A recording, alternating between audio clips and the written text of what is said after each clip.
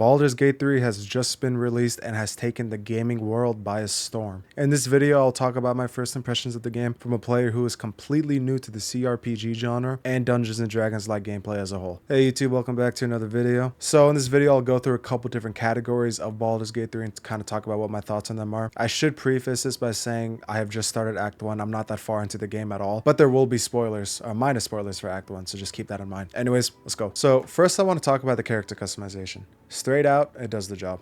You have next to full autonomy on how your character looks. The options for your hair, your eyes, your tattoos, they all look nice, and you never really feel dissatisfied while customizing. There's not much else for me to say here because personally, I was never that big on customization. I don't spend that much time on it. But for those of you who are, I can promise you it does a good job. However, for the classes, I can talk about this a little more. So Baldur's Gate 3 offers a lot of classes. I'll quickly go through them here. We have the Barbarian, the Bard, the Cleric, Druid, Fighter, Monk, Paladin, Ranger, Rogue, Sorcerer, Warlock, and Wizard. I personally went with the Paladin. However, it doesn't just stop with the classes because you have subclasses for every single class in the game. Now, I can't speak much on the other classes besides the Paladin because I went with the Paladin in my playthrough. But for the Paladin, you have the Oath of Devotion, the Oath of Ancients, and the Oath of Vengeance. What's nice about Baldur's Gate 3 is that subclasses don't just give you like new abilities or attacks to use. They can also affect the narrative of your gameplay. You see, with the Oath of Devotion, for example, you'd have to play the Paladin as a moral high ground, someone that focuses on good moral actions. On the other hand, with the Oath of Vengeance, you play as a Paladin who enacts justice without mercy, making you live a lot more in the gray area of morality. But you have to be careful with what you do in the story, because if I went with the Oath of Devotion, for example, and I picked options that go against the Oath of Devotion, you can lose your oath and become an Oathbreaker, which negatively affects your playthrough. Tell me, why did you abandon your oath?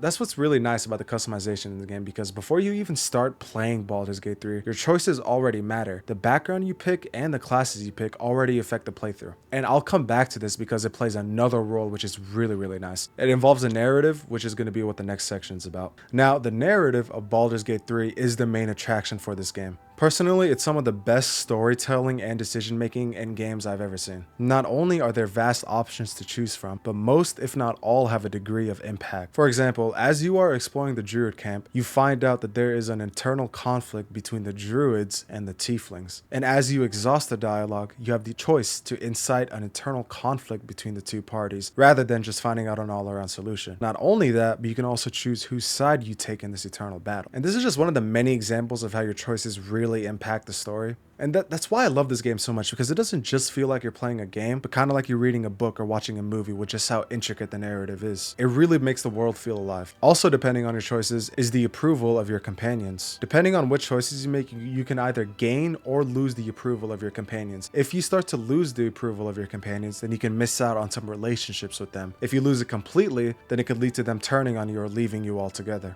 An example of this is whenever you meet Minthara at the Goblin Camp. Minthara wants to wipe out the Druids altogether. Now, you can join her side and wipe out the Druids, gaining her trust and her as a companion. However, if you do this, you can lose the trust of other companions, which can lead to them leaving you.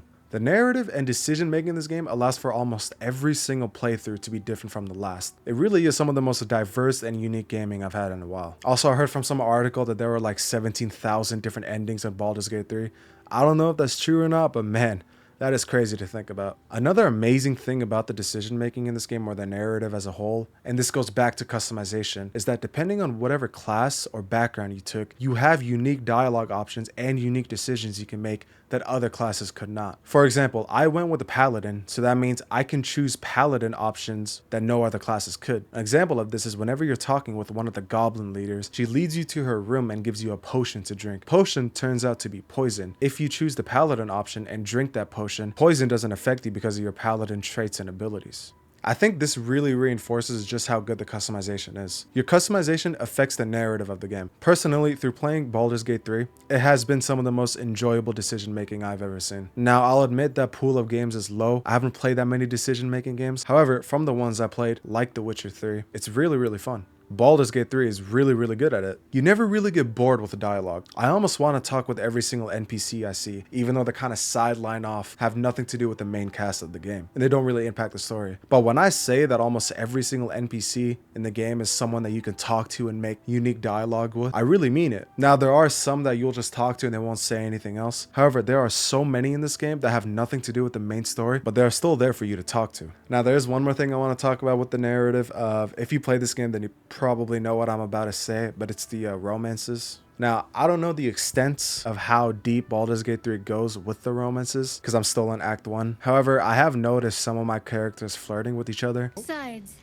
I'm sure there's plenty of people who'll be keen to celebrate most thoroughly with you. And you can kind of see how the implication is there. The game also has nudity, so again, you know, I don't want to outright say what might be there, but it might be there. Anyways, moving on. The last thing I'll talk about is the actual combat and gameplay of Baldur's Gate 3. The game operates on a turn-based combat system, which is apparently very similar to Dungeons & Dragons. However, again, I've never played Dungeons & Dragons in my life, so I can't really say much on that. However, I think Baldur's Gate 3 does a really good job at turn-based combat, and this is coming from someone that does not play these type of games at all. Like, I'm the type of person to play Dark Souls, Elden Ring, Overwatch, or League. Baldur's Gate 3 is completely out of left field for me, but I really like how they do it in this game. In combat, during your turn, you'll usually position your characters and then do an attack, but each individual character has a limited number of action points, so you also have to play smart while using your abilities. Not only that, but depending on the terrain of the field you're in, you can position your characters to take high ground and keep them relatively safe from some attacks, while also giving you an advantage. Now,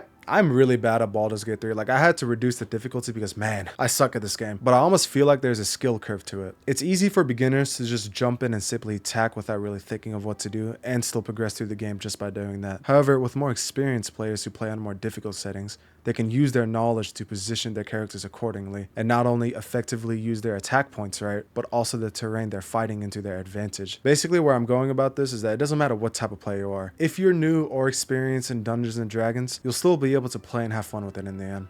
So to conclude the video real quick, my thoughts as a whole on how this game is well, I mean, it's a 10 out of 10. I love this game. It's quickly turning into one of my favorite games of all time. The last time I've been this excited to play a game was with Elden Ring, and we all know how good Elden Ring is, a one game of the year. If you're still hesitant on whether you want to buy the game, it's a $60 price tag. It's a pretty hefty purchase. In my opinion, it's well worth the price tag. It doesn't matter what type of player you are, Baldur's Gate 3 appeals to kind of everyone in a way, and it's such a fun and unique experience that really no other game can offer right now. Anyways, that's it for this one. It's kind of a short video, just wanted to do a quick first impression on it. If you want to see me actually playing this game, I'll link my playlist down below, my gameplay playlist, and you can kind of see my adventure with the game so far, what decisions I have made so far. If you enjoyed, please like and subscribe, you know, it really helps me out a lot. If you want to add on to whatever I said, or you have a critique, or you didn't agree with whatever I said, please comment down that below. I love reading your comments and I like hearing what you guys have to say. But anyways, yeah, that's it. I hope you enjoyed, and I'm out. Bye.